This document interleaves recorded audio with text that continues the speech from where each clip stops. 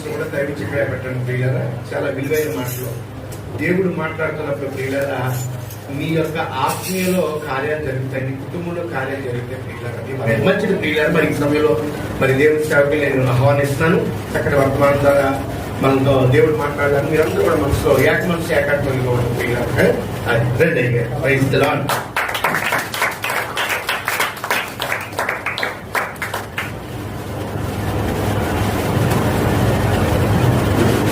దేవునికి మహిమ కలుగును గాక. అందరూ స్తోత్రం చెప్తామండి. ఒక వాక్యాన్ని చదువుకుందాం.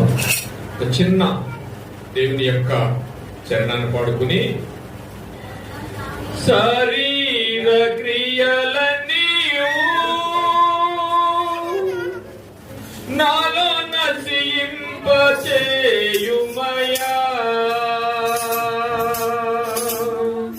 శరీర క్రియలన్నీయు నాలో నశింపచేయుమయా, జీవనదిని నా హృదయములో ప్రవహింపచేయుమయా, జీవనదిని. అందరూ మీ హృదయాన్ని బదిలీ చేసుకుని జాగ్రత్తగా దేవుని ఆత్మతో కలవడానికి ప్రయత్నించి ఈ మాటను పాడదాం.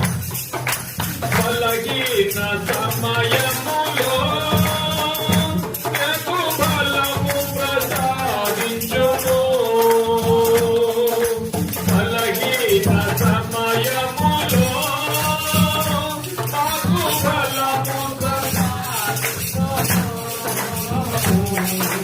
జీవనదిని నా హృదయములో ప్రవహింపచేయుమయా,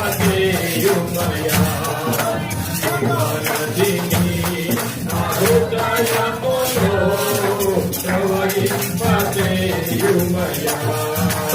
ఆత్మీయ వరములతో నన్ను అభిషేకం చేయుమయా, ఆత్మీయ వరములతో నన్ను అభిషేకం చేయుమయా, జీవనదిని నా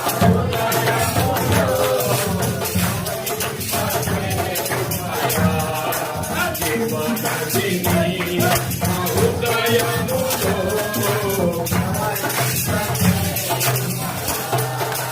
ఎన్ని నా ఎముకలన్నీయు తిరిగి జీవింపచేయుమయా. ప్రియ దేవుని సంగమా, ఎందరి ఎముకలను మిగిలించువాడు ఒక్కడే ఈ భూమి మీద, ఆయనే యేసుక్రీస్తు దేవుడు. కన్నీ నా ఎముకలన్నీయు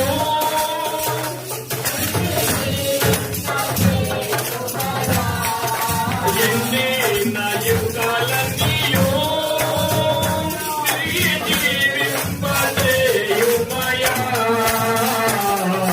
జీవనదిని నా హృదయములో ప్రవహింపచేయుమయా, జీవనదిని నా హృదయములో ప్రవహింపచేయుమయా, జీవనదిని నా హృదయములో ప్రవహింపచేయుమయా. దేవునికి మహిమ కలుగును గాక. ప్రియ దేవుని సంగమా, ఇది 3వ రోజు అనుకుంటాను.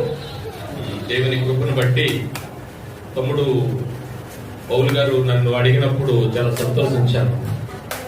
సంఘానికి రావడానికి చాలా సంతోషిస్తాను. మీకు వందనాలు. అలాగే కూడి వచ్చిన మీ అందరికీ యేసువారి పేరటి శుభాభివందనాలు తెలియజేసుకుంటూ, నా పేరు విష్ణు బాబు అండి. బాబు అంటారు. నేను ఒక ఆర్ఎంపీ డాక్టర్ని, తర్వాత ల్యాబొరేటరీ ఉన్నాయి.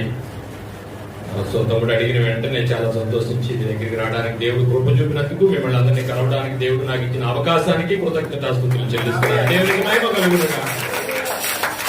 లేవీకాండము 16వ అధ్యాయము 29వ వచనం. లేవీకాండము 16వ అధ్యాయము. త్వరగా ఒకరు మైక్ తీసుకుని చదవడానికి ట్రై చేయండి. ఎవరైతే మీకు సంఘంలో చదువుతున్నారో వారు చదవడానికి ట్రై చేయండి. ఇది మీకు నిత్యమైన కట్టడ ఉపవాసం గురించి మొట్టమొదటిసారిగా దేవుడు మోషేకు ప్రకటించిన మొట్టమొదటి ఉపవాసం గురించి మాట్లాడిన మాట